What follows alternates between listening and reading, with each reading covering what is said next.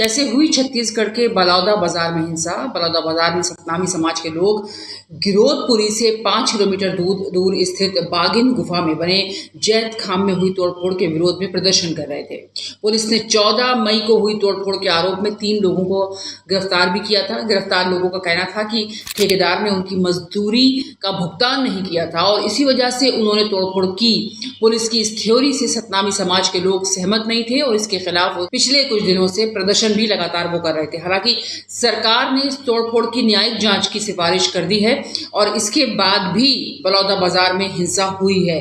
तो आप समझ सकते हैं जो हिंसा हुई है, जो आगजनी हुई है, उसमें कितना नुकसान हुआ है। हम आपको आगे ये बताएंगे कि ये सतनामी समाज है कौन और इसका कितना दखल है राजनीति में। भक्ति की तीसरी धारा सतनामी है। सतनामी परंपरा को 18वीं शताब्दी के संत गुरु घासीदास ने शुरू किया था। वो भाटापार जिले के बलौदा बाजार की गिरोधपुरी नाम के गांव के रहने वाले थे। वो जगह सतनामी समाज के लोगों का तीर्थ स्थान है। गुरु घासीदास ने अपने अनुयायियों को सतनाम या सत्य के साथ चलने और हिंसा से दूर रहने की सीख दी थी।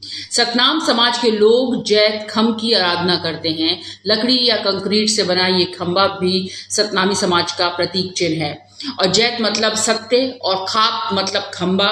सतनामी समाज इसी जैत खाम की पूजा करता है और इस परंपरा को मानने वालों में सबसे अधिक लोग दलित समाज के हैं।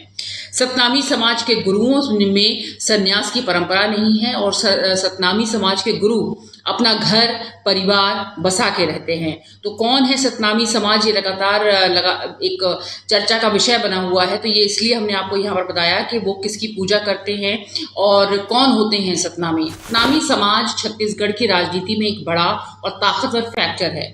सतनामी समाज छत्तीसगढ़ की 90 में से 15 से 17 विधानसभा सीटों पर निर्णायक भूमिका में रहता है। राज्य की सभी 10 आरक्षित सीटों पर सतनामी समाज का प्रभाव है और इस वजह से छत्तीसगढ़ के दोनों राजनीतिक दल कांग्रेस और बीजेपी चुनाव में इस समाज के किसी गुरु को टिकट जरूर देते हैं।